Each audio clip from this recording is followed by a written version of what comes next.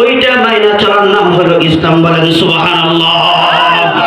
মুসিবতে না পাই যদি, মুসিবতে না পাই যদি করোনা তোমার, কবরে হাসরে কি হবে আমার, কবরে হাসরে কি হবে আমার। আসি গো ডুবে আমি পাপেরই সাগরে, কথা ঠিক কিনা?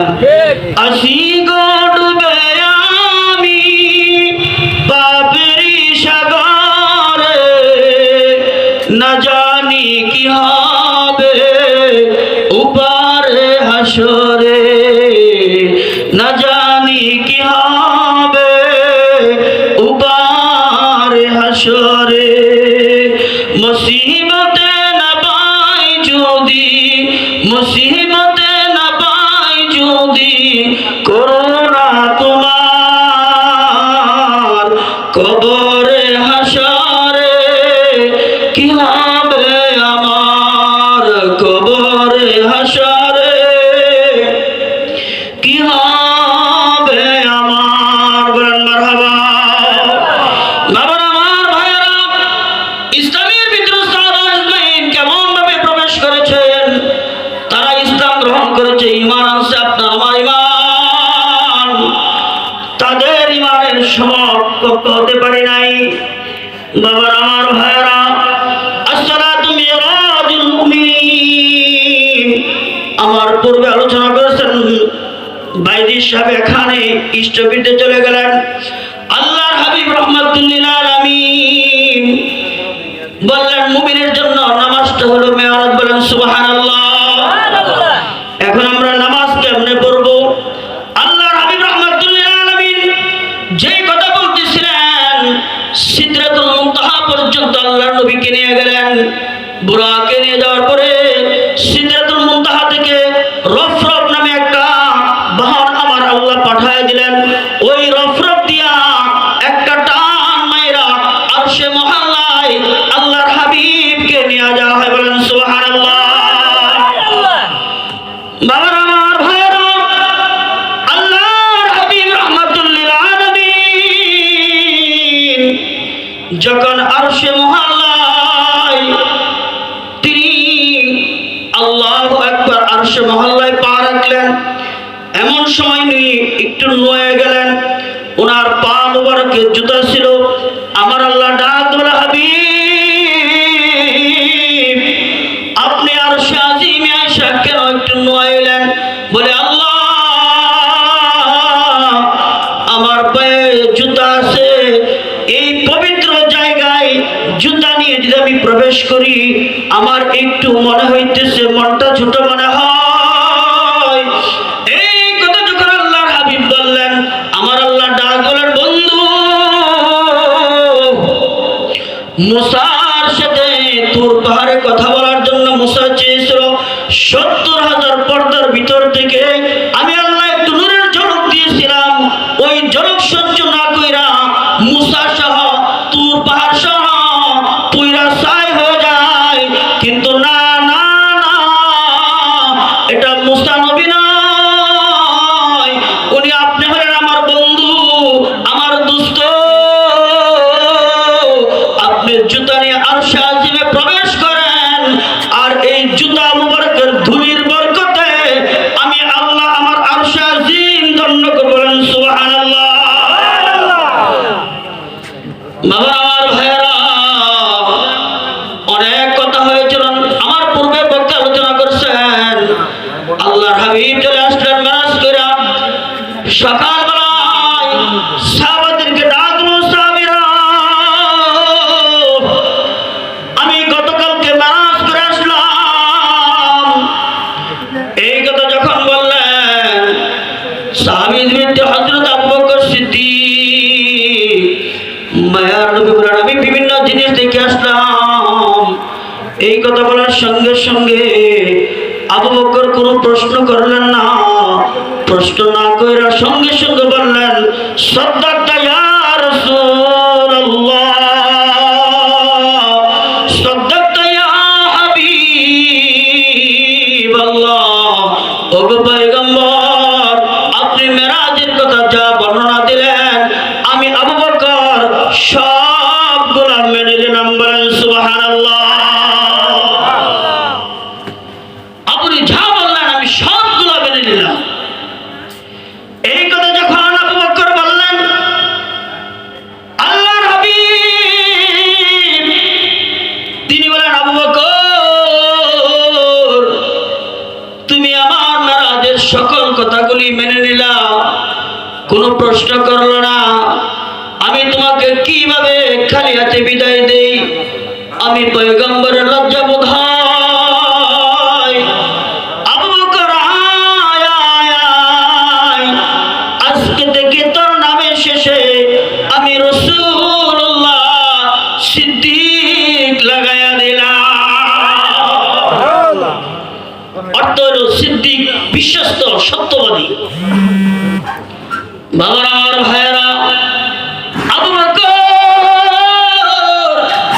সিদ্দিক উপাধি পাই। আবু বকর ডাকতে বলে, পয়গম্বর আমি কেন আপনাকে প্রশ্ন করব?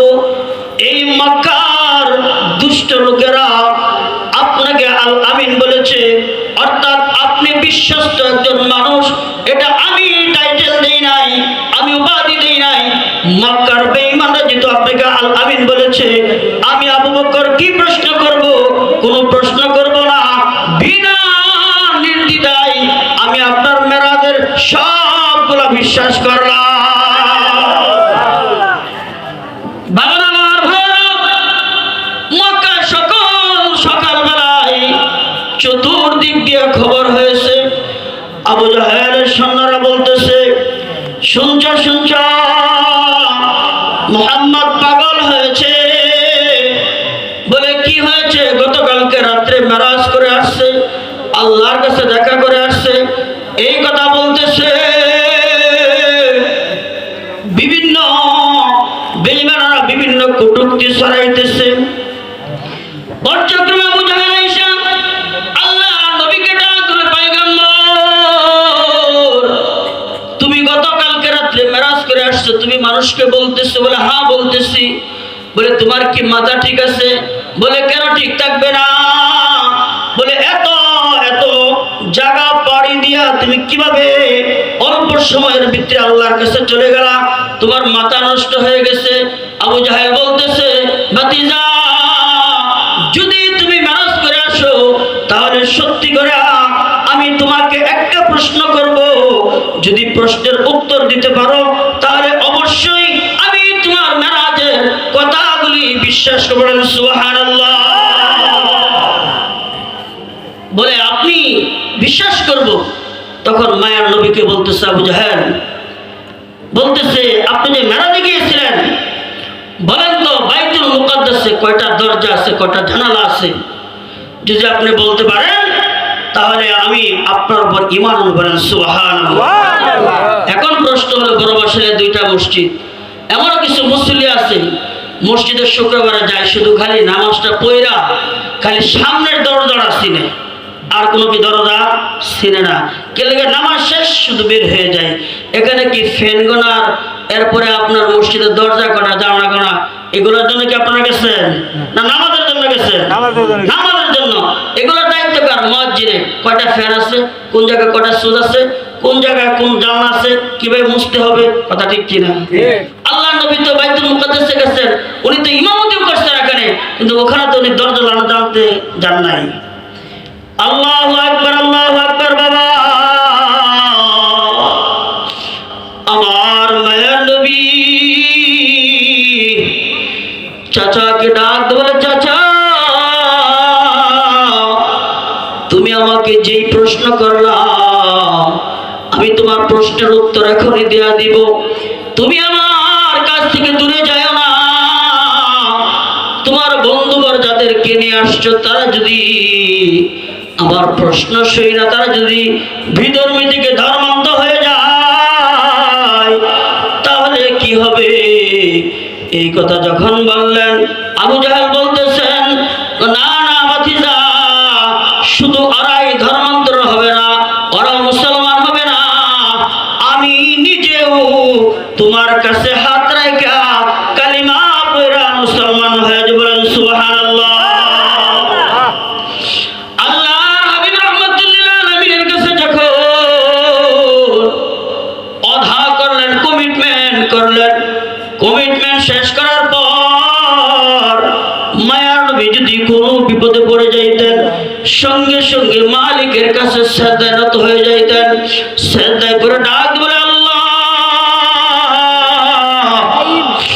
আমি মেরাজ করে আসলাম, কিন্তু আমি তো বাইতুল মুকাদ্দাসে, আল্লাহু আকবার, আল্লাহু আকবার, দরজা জান আমি খুলতে যাই নাই।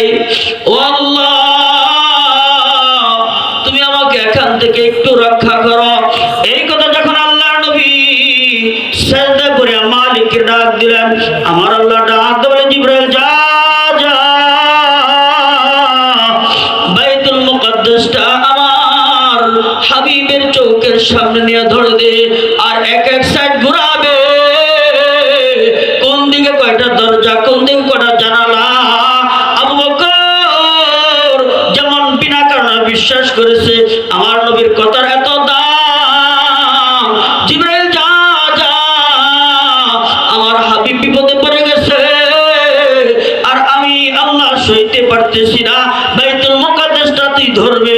আল্লাহর হাবিবকে আয়া বলতে, ও পয়গম্বর, আপনি মাথা উপর দিকে উঠান, আর আবু জাহেলকে বলেন আমি বাইতুল মুকাদ্দাস এক এক দিকে ধরবো, আর আপনি গনে গনে কয়টা দরজা কয়টা জানালা আপনি পুঙ্খানুভাবে সবগুলা বলে দিবেন। বলেন সুবহানাল্লাহ।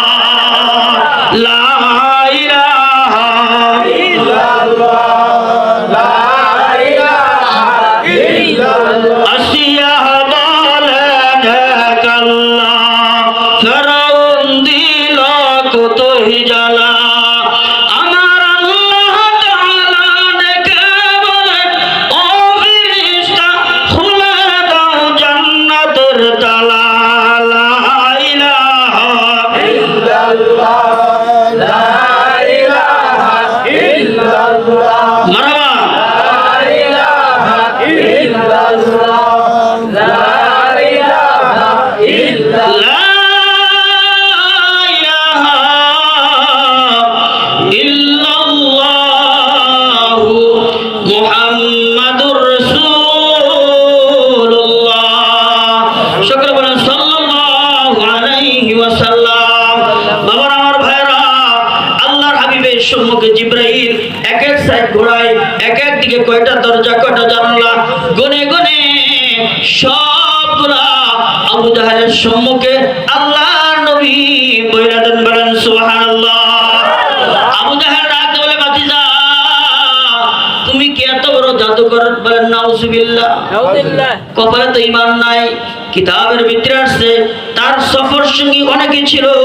আবু জাহেলকে বলতেছে, আর আমরা আপনার দলে থাকবো না, মুহাম্মদ যেভাবে বলে দিয়েছে আমরা তার ইসলাম গ্রহণ করব, তার হাতে হাত রেখা আমরা এখনই মুসলমান হয়ে যাব। বলেন সুবহানাল্লাহ। বাবারা, ইসলাম এমন একটা সুন্দর জিনিস, ইসলামের ভিতরে যারা প্রবেশ করছে জীবন চলে দিয়েছে, জীবন বিলীন করে দিয়েছে, এরপর ইসলাম ছাড়া নাই। আল্লাহু আকবার, আল্লাহু আকবার। ইসলামের শুরু যুগে একজন মহিলা, যার নাম হলো হযরত সুমাইয়া রাদিয়াল্লাহু তাআলা আনহা। সুমাইয়া একজন ইমানদার নারী ছিলেন।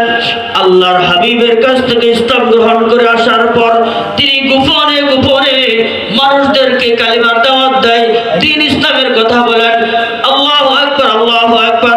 বাবার আমার ভাইরা, মানুষদেরকে যখন দ্বীনের কথা বলতেছে, দাওয়াত দিতেছে, এক পর্যায়ে আবু জাহেলের কাছে খবরটা চলে গেল।